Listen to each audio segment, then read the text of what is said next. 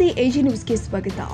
ಸಾಮಾಜಿಕ ಹೋರಾಟಗಾರ ಉಮೇಶ್ ಕೆ ಮುದ್ನಾಳ್ ಅವರ ನಿರಂತರ ಹೋರಾಟಕ್ಕೆ ಮಣಿದ ರಾಜ್ಯ ಗೃಹ ಇಲಾಖೆ ನೂತನ ಪೊಲೀಸ್ ಠಾಣೆ ಉದ್ಘಾಟನೆಗೆ ಸಜ್ಜಾಗಿದೆ. ಇದೇ ಡಿಸೆಂಬರ್ 4ರಂದು ಗೃಹ ಸಚಿವ ಜಿ ಪರಮೇಶ್ವರ್ ಉದ್ಘಾಟನೆ ಮಾಡಲಿದ್ದಾರೆಂಬ ಮಾಹಿತಿ ಸಿಕ್ಕಿದೆ. ಇದು ಉಮೇಶ್ ಮುದ್ನಾಳ್ ಹೋರಾಟಕ್ಕೆ ಸಿಕ್ಕ ಸ್ಪಂದನೆಗೆ ಹರ್ಷ ವ್ಯಕ್ತಪಡಿಸಿದ್ದಾರೆ. ಇನ್ನುಳಿದಂತೆ ಹಲವು ಕಟ್ಟಡಗಳು ಕೋಟ್ಯಾಂತರ ವೆಚ್ಚದಲ್ಲಿ ನಿರ್ಮಾಣಗೊಂಡು ಅನೈತಿಕ ಚಟುವಟಿಕೆ ತಾಣವಾಗಿ ನಿಂತಿದೆ. ನಗರಸಭೆ ಕಚೇರಿ, ರಾಚೋಟಿ ವೀರಣ್ಣ ದೇವಸ್ಥಾನದ ಬಳಿಯ ಯಾತ್ರಿ ನಿವಾಸ ಸೇರಿ ಸರ್ಕಿಟ್ ಹೌಸ್ ಬಳಿಯ ಸರ್ಕಾರಿ ವಸತಿ ನಿಲಯವೂ ಕೂಡ ಉದ್ಘಾಟನೆಯಾಗಿಲ್ಲ. ಇದು ಸಾಕಷ್ಟು ಖರ್ಚು ಮಾಡಿ ಕಟ್ಟಿರುವ ಕಟ್ಟಡ ಉದ್ಘಾಟನೆ ಆಗದೆ ಇರುವುದು ಶೋಚನೀಯ ಸಂಗತಿಯಾಗಿದೆ.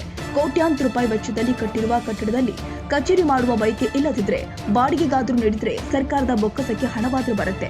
ಆದರೆ ಜಿಲ್ಲಾಡಳಿತ ಹಾಗೂ ಇಲ್ಲಿನ ಜನಪ್ರತಿನಿಧಿಗಳ ನಿಷ್ಕಾಳಜಿಯಿಂದ ಕೋಟ್ಯಾಂತರ ವೆಚ್ಚದಲ್ಲಿ ನಿರ್ಮಾಣವಾದ ಕಟ್ಟಡ ಹಾಳು ಬಿದ್ದಿದೆ. ಇತ್ತ ವಸತಿ ಶಾಲಾ ವಿದ್ಯಾರ್ಥಿಗಳು ಕೊರೆಯುವ ಚಳಿಯಲ್ಲಿ ಗ್ರಾಮೀಣ ಭಾಗದ ವಿದ್ಯಾರ್ಥಿಗಳು ಸ್ಕೂಲ್ ಕಾಲೇಜಿಗೆ ತೆರಳುತ್ತಿದ್ದಾರೆ. ಆದಷ್ಟು ಬೇಗ ವಸತಿ ನಿಲಯ ಉದ್ಘಾಟನೆ ಮಾಡಿದ್ರೆ ಗ್ರಾಮೀಣ ಮಕ್ಕಳು ಸೇರಿ ಸಾರ್ವಜನಿಕರಿಗೆ ಅನುಕೂಲ ಆಗುತ್ತೆ. ಸರ್ಕಾರದ ಖಜಾನೆ ಲೂಟಿ ಮಾಡಿ ಕಟ್ಟಿರುವ ಕಟ್ಟಡವನ್ನ ಆದಷ್ಟು ಬೇಗ ಉದ್ಘಾಟನೆ ಮಾಡದಿದ್ರೆ ಉಗ್ರ ಹೋರಾಟ ಮಾಡಲಾಗುತ್ತೆ.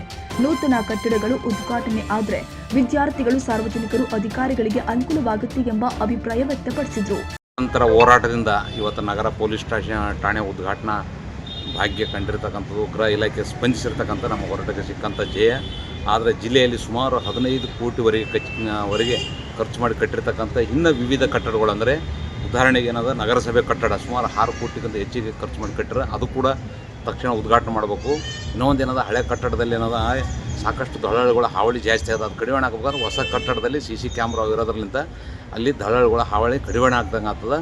ಮತ್ತು ಇನ್ನೊಂದು ಏನದ ರಾಚೋಟಿ ವೀರಣ್ಣ ದೇವಸ್ಥಾನ ಮುಂಬದಲ್ಲಿರ್ತಕ್ಕಂಥ ಪದವೀಧರರ ವಸತಿ ನಿಲಯ, ಅದು ಏನದ ಸುಮಾರು 3 ಕೋಟಿವರೆಗೆ ಖರ್ಚು ಮಾಡಿ ಕಟ್ಟಿರ್ತಕ್ಕಂಥದ್ದು. ಇವತ್ತು ಚಳಿಗಾಲದಲ್ಲಿ ಮಕ್ಕಳಿಗೆ ಓದ್ಲಕ್ಕೆ ಬರ್ಲಿಕ್ಕೆ ಅನುಕೂಲ ಆಗ್ತದೆ, ತೊಂದರೆ ಆಗ್ತದೆ. ಇಲ್ಲಿ ರಸ್ತೆ ಇಲ್ಲ, ಸಾರಿಗೆ ವ್ಯವಸ್ಥೆ ಇಲ್ಲ. ಅದು ಹಾಸ್ಟೆಲ್ ನಾವು ಉದ್ಘಾಟನೆ ಮಾಡಿದ್ರೆ ಆ ಮಕ್ಕಳಿಗೆ ಕೂಡ ಅನುಕೂಲ ಆಗ್ತದೆ. ಇನ್ನೊಂದು ಸರ್ಕ್ಯೂಟ್ ಹೌಸಿನ ಮುಂಭಾಗದಲ್ಲಿರ್ತಕ್ಕಂಥ ದ್ವಿತೀಯ PUC ವಿದ್ಯಾರ್ಥಿಗಳಿಗೆ ವಸತಿ ನಿಲಯ ಕಟ್ ಮಾಡಿ ಅದು ಕೂಡ 3 ಲಕ್ಷಕ್ಕಿಂತ ಹೆಚ್ಚಿಗೆ ಖರ್ಚಾಗಿ ಕಟ್ಟಿರ್ತಕ್ಕಂಥದ್ದು. ಸಂಪೂರ್ಣ ಕಾಮಗಾರಿ ಎಲ್ಲ ಮುಗಿದ ತಕ್ಷಣ ಉದ್ಘಾಟನೆ ಮಾಡಿದ್ರೆ ಈ ಚಳಿಗಾಲದಲ್ಲಿ ಮಕ್ಕಳು ಹೋಗೋದು ಬರೋದು ತೊಂದರೆ ಆಗ್ತದೆ. ಮತ್ತು ರಸ್ತೆ ಬಸ್ಸಿನ ವ್ಯವಸ್ಥೆ ಇರಲಾರ್ದ ಕಾರಣ ಮಕ್ಕಳು ಏನದ ಶಾಲಾ ಕಾಲೇಜಿಗೆ ಏನದ ಸಮಯಕ್ಕೆ ಸರಿಯಾಗಿ ತಲುಪಲಾರದೆ ಅವ್ರಿಗೆ ಶಿಕ್ಷಣ ಪಡೆಯೋದಲ್ಲಿ ಮತ್ತು ಅವ್ರಿಗೆ ಓದಲಿಕ್ಕೆ ಅನಾನುಕೂಲ ಆಗ್ಲಾಗತ್ತದ. ತಕ್ಷಣ ಉದ್ಘಾಟನೆ ಮಾಡಿ ಅನುಕೂಲ ಮಾಡಿಕೊಟ್ರೆ ಸರಿ. ಇಲ್ಲದಿದ್ದರೆ ಮುಂದಿನ ದಿವಸದಲ್ಲಿ ಮತ್ತೆ ಒಂದು ನಿರಂತರ ಹೋರಾಟ ಮಾಡಬೇಕಾಗ್ತಕ್ಕಂಥದ್ದು ಸರ್ಕಾರಕ್ಕೆ ಮತ್ತು ಜಿಲ್ಲಾಡಳಿತಕ್ಕೆ ಎಚ್ಚರಿಕೆ ನೀಡ್ತಿದ್ದೇನೆ.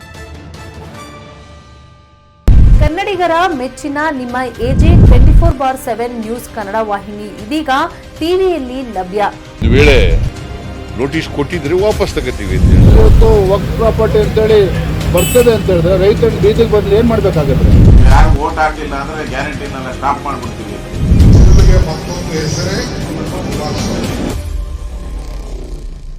ಕರ್ನಾಟಕ ಮತ್ತು ದೇಶ ವಿದೇಶ 360 ಡಿಗ್ರಿ ಸುದ್ದಿ ಹಾಗೂ ಉತ್ತರ ಕರ್ನಾಟಕ, ಬೆಳಗಾವಿ, ಬಾಗಲಕೋಟೆ, ಧಾರವಾಡ, ಹಾವೇರಿ, ಗದಗ, ಬಿಜಾಪುರ ಜಿಲ್ಲೆಯ ಕ್ಷಣ ಕ್ಷಣದ ವಿವರವನ್ನ ಪಡೆಯುವುದಕ್ಕೆ AJ 24/7 ನ್ಯೂಸ್ ಕನ್ನಡ ವಾಹಿನಿಯನ್ನ ಲೈಕ್ ಮಾಡಿ, ವಿಡಿಯೋಗಳನ್ನ ಶೇರ್ ಮಾಡಿ, ಕಮೆಂಟ್ ಮಾಡುವ ಮೂಲಕ ನಮ್ಮ ವಾಹಿನಿಗೆ ಸಹಕಾರ ನೀಡಿ ಮತ್ತು ಚಾನೆಲ್ ಅನ್ನ ಸಬ್ಸ್ಕ್ರೈಬ್ ಮಾಡಿ.